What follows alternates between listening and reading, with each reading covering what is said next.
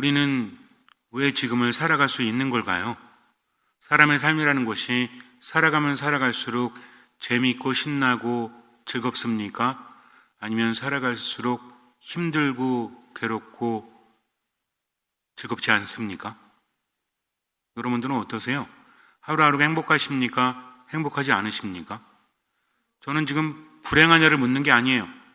내가 살아있음을 느끼고 정말 가슴이 벅차서 하느님 감사합니다, 이런 말이 절로 나옵니까? 아니면 죽지 못해 산다, 아이고 내 팔자야 죽겠네 라고 하면서 살아가십니까? 인간이라는 존재는 지금을 살아가죠. 의미를 부여합니다. 내일이면 나아지겠지 라는 생각을 하죠. 그래서 사람이 먹지 않고는 20일 넘게 살아갈 수도 있대요. 개인차는 있겠지만 마시지 않고는 3일 넘게 살아갈 수 있다고 합니다. 하지만 희망이 없이는 단 1초도 살아갈 수 없대요. 아니, 나는 희망이 없어도 잘 살던데요. 희망이 없는 삶은 진짜 삶이 아니라는 거죠. 우리 그런 말 자주 하죠. 내가 웃는 게 아니야. 내가 사는 게 아니야 라는 말을 합니다. 즉, 생명은 유지될지 몰라도 즐겁거나 행복하거나 기쁘지 않으면 이미 삶이 아니라는 거죠. 살아간다는 것은 무엇입니까? 무엇에 반대죠? 사람이 그 말에서 나왔다고 하죠. 사람이 왜 사람이죠? 여러 설이 있긴 합니다. 살아있기 때문에 사람이라는 거죠. 그럼 죽은 사람은 사람이에요, 아니에요? 가끔 헷갈립니다. 죽은 사람은 죽은 사람이잖아요. 그러면 사람이 아닐까? 근데 여기에는 또 다른 의미가 있다는 거죠. 우리가 살아가면서도 사는 게 아니야 라고 말하는 것, 또 내 눈에 흙이 들어가기 전까지는 라고 말하는 것도 마찬가지죠. 어떤 의미입니까? 눈에 흙이 들어간다는 게 뭔 의미예요? 가끔 눈에 흙 들어가요, 안 들어가요? 가끔 전 들어가요. 왜 들어가냐면 자전거를 예전에 많이 탔었는데 자전거를 타다 보면 먼지 바람, 모래바람이 불 때가 있습니다. 그거를 끼고 있음에도 불구하고 들어가더라고요. 그때 뭘 느꼈냐면 이게 눈에 흙이 들어가는 게 이거구나 라고 생각을 했어요. 근데 우리가 말하는 그게 아니잖아요. 눈에 흙이 들어간다는 건 뭐죠? 어떤 분은 그래요. 내가 오동나무 집에 들어가기 전까지는 열심히 일할 거야, 쉬지 않을 거야 라고 말해요. 오동나무 집이 어떤 집이죠? 저는 오동나무로 만든 집을 이야기하나? 그랬더니 그게 아니라 뭐 이야기입니까? 관을 말하는 거죠. 그래서 여러분들 분명히 내가 사는 게 아니야 라고 말한다면 그 의미를 분명히 알고 있죠. 즉, 희망이 없다면 살아도 사는 게 아니라는 거죠. 인간은 무엇이 없이는 살아갈 수 없다? 희망이 없이는 살아갈 수 없다는 겁니다. 왜 그럴까요? 도대체 왜 그럴까요? 살아가면서 눈에 보이는 것, 이걸 희망이라고 말하지 않죠. 희망이라는 것은 가슴에 품습니까? 눈에 품습니까? 가슴에 품잖아요. 내가 나아질 수 있을 거야. 내가 성공할 수 있을 거야. 그런데 우리는 정작 삶 안에서 눈에 보이는 것을 쫓아 살죠. 무엇이 나에게 희망을 주는 것처럼, 돈이 희망을 주는 것처럼, 그리고 눈에 보이는 뭔가가 희망을 주는 것처럼, 그런 것들은 희망을 줍니까, 안 줍니까? 희망을 주기는 주죠. 하지만 나이가 들어가면 들어갈수록 그것이 나를 충족시키지 못한다는 것을 분명히 알지 않습니까? 어떤 임금이 하루는 아들을 불러서 이렇게 이야기합니다. 너는 세자로서 내 나라를 이어받을 사람인데 너의 행태를 보니 마음에 들지 않는구나. 이대로 너에게 왕위를 넘겨주었다가는 너는 이 나라를 망치고 말 거야. 그래서 너를 폐위시킬 거야. 이제 2달의 기한을 줄게. 그동안은 마음껏 먹고 마시면서 즐겨. 그 다음에 너는 이 궁궐에서 쫓겨나게 될 거야. 지엄하신 임금의 말을 안 들을 순 없죠. 임금이 그렇게 말했을 때 아버지 왜 그러세요? 그러면 돼요, 안 돼요? 돼요, 괜찮아요. 그럼 즉각 사약이 내릴지도 모릅니다.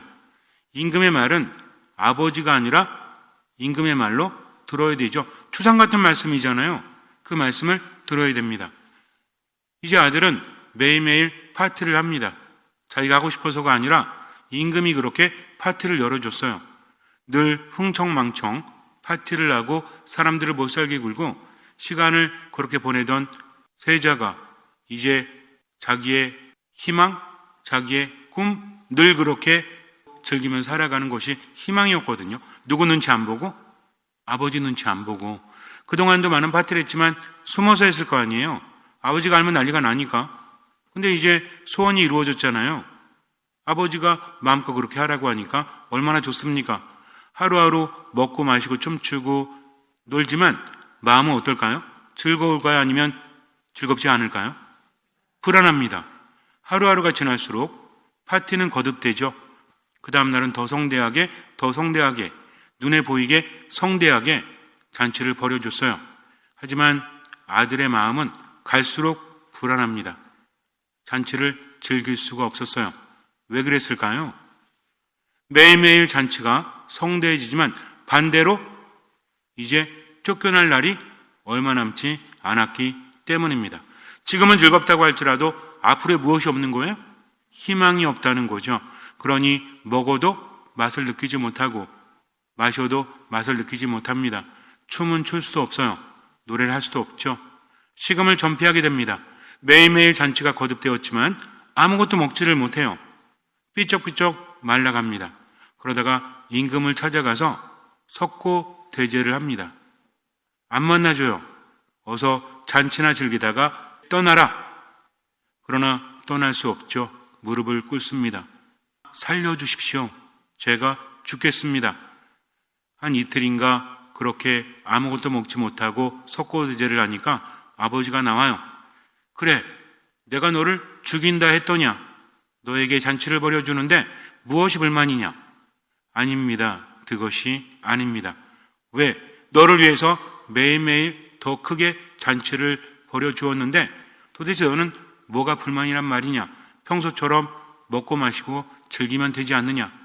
아닙니다. 먹어도 마셔도 맛을 알 수 없습니다. 왜 그러느냐? 불안합니다. 이제 제가 쫓겨나서 어떻게 산단 말입니까? 아바마마, 부디 저를 용서해 주십시오. 임금이 한참을 바라보더니 이렇게 말해요. 만약에 내가 여기 남기를 바란다면 앞으로는 잔치를 할 수 없어. 매일 공부를 하고 단련을 해야 돼. 잔치를 하지 못해. 그래도 남겠느냐? 아들에게는 무엇이 보였을까요? 아니, 지긋지긋하게 공부만 하고 단련하고 잔치를 하지 말라고?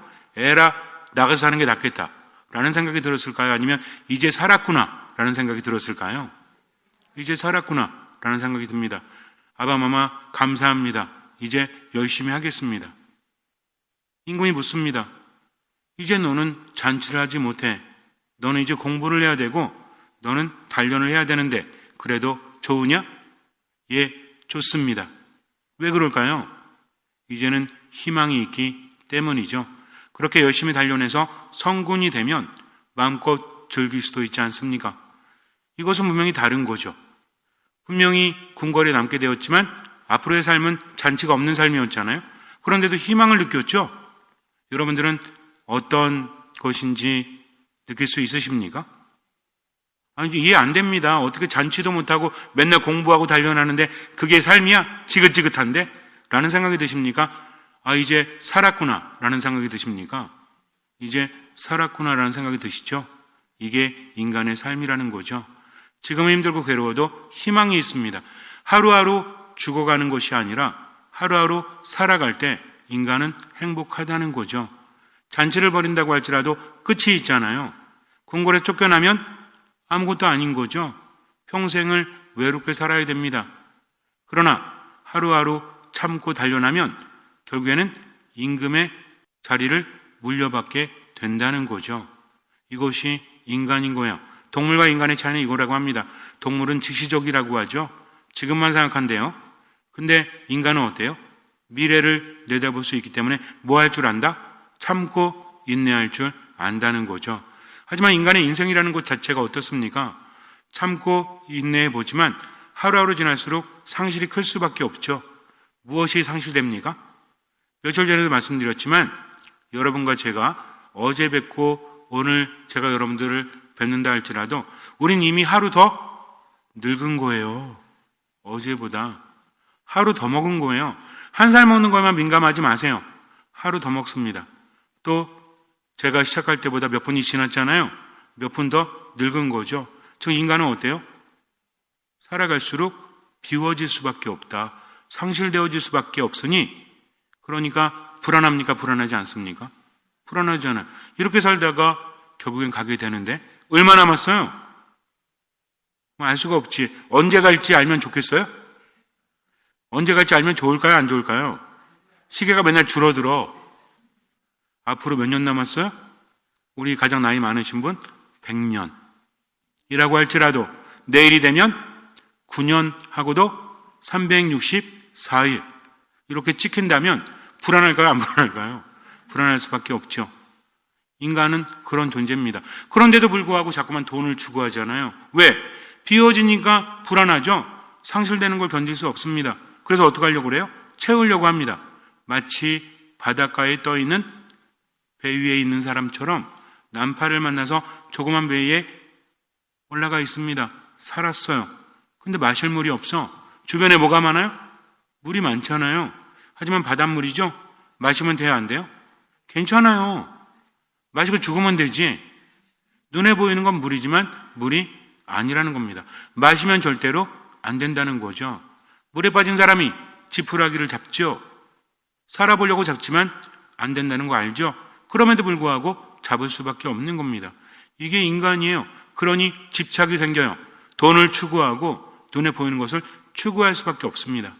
이제 얼마 후면 분명히 이 삶이 끝난다는 것을 알면서도 불안함에도 불구하고 자꾸만 헛된 것으로 채워가니 됩니까? 안 됩니까?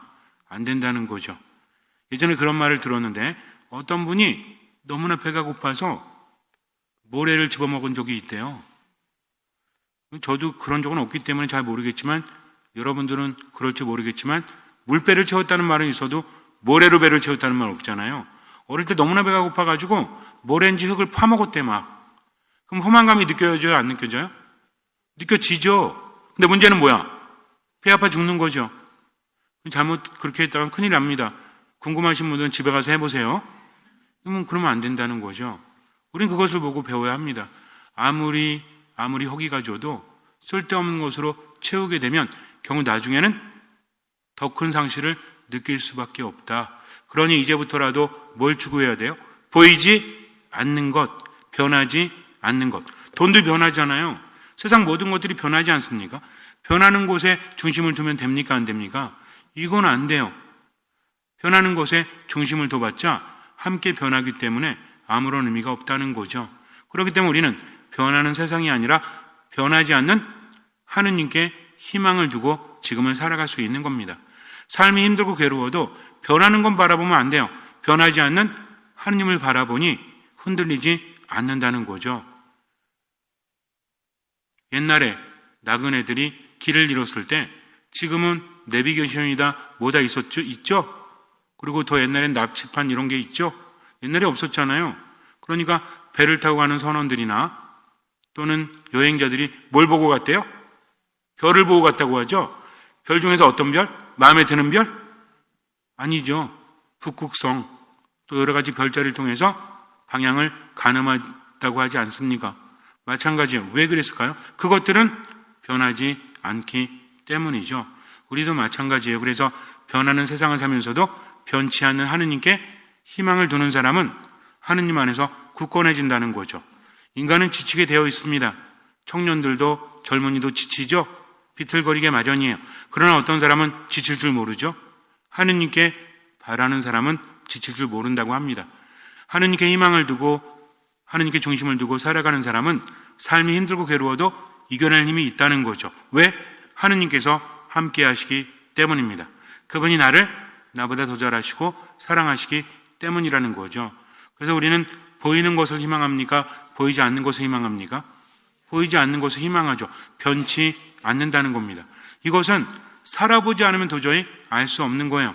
인생을 어느 정도 살면 이제는 알잖아요. 눈에 보이는 것에 희망을 둬봤자 모든 것이 변하죠. 변하지 않는 것이 무엇이 있습니까? 돈은 변합니까? 안 변합니까? 변하잖아요. 옛날에 어렸을 때 우리 태어난 날은 달라도 한 날 같이 죽자 하고 의형제, 의자매 정도까지는 아니지만 그래도 평생 함께 할 것처럼 했던 친구들이 있죠. 평생 함께 합니까? 변하잖아요. 그러면은 옆에 있는 짝지는, 옆에 있는 왼수는 변해요, 안 변해요? 변하잖아요. 가끔 안쓰럽죠. 그렇게 늠름하고 잘생기고 젊었던 미청년은 어디 가고 이제 할아버지가 있어.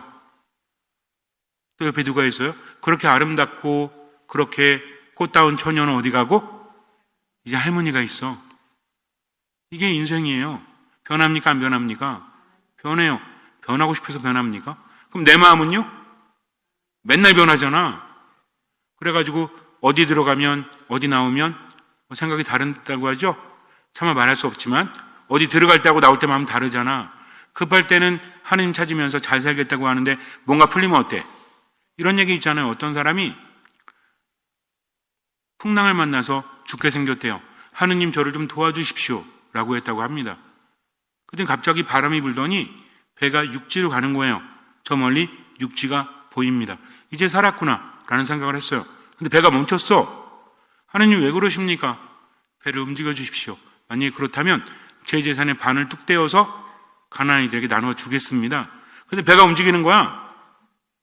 육지 좀 가까워지는데 어떤 생각이 들어요? 아까운 생각이 들지. 그래서 하느님 반은 너무 많잖아요. 반의 반은 어떨까요? 근데 계속 배는 갑니다. 허락해 주셨구나. 가다 보니까 또 아깝잖아. 하느님 반의 반은 좀 아닌 것 같고요. 반의 반은 어떨까요? 그래도 갑니다. 또 아깝잖아. 하느님 그건 좀 아닌 것 같고요. 그냥 11조를 하죠. 10분의 1을 바치겠습니다. 그랬더니 배가 뒤로 가는 거야. 이 사람이 뭐라 했는지 아세요? 하느님 농담이에요. 농담. 이렇게 말했다고 합니다. 인간의 마음은 늘 변하죠. 그러니까 변하는 곳에 희망을 두면 된다 안 된다? 안 됩니다. 변하지 않는 곳에 희망을 두라니까 이제 어디에다 희망 두면 돼요? 북극성한테? 아니죠. 하느님께 희망을 두시면 돼요. 왜냐면요. 다른 사람은 다 나를 외면해도 하느님은 나를 외면하지 않으시기 때문입니다.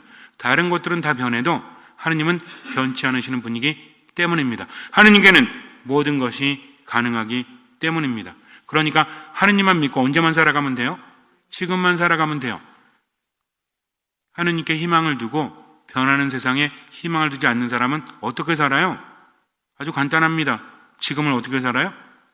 행복하게 살죠. 하느님께서 함께 하시니까. 그러니까 어때요? 힘들고 괴로울 때도 포기하지 않고 얼마만큼? 할 수 있는 만큼 최선을 다하죠. 그러니 어떻습니까? 모든 것에 감사할 수밖에 없죠. 죽겠네가 아니라 하느님 감사합니다.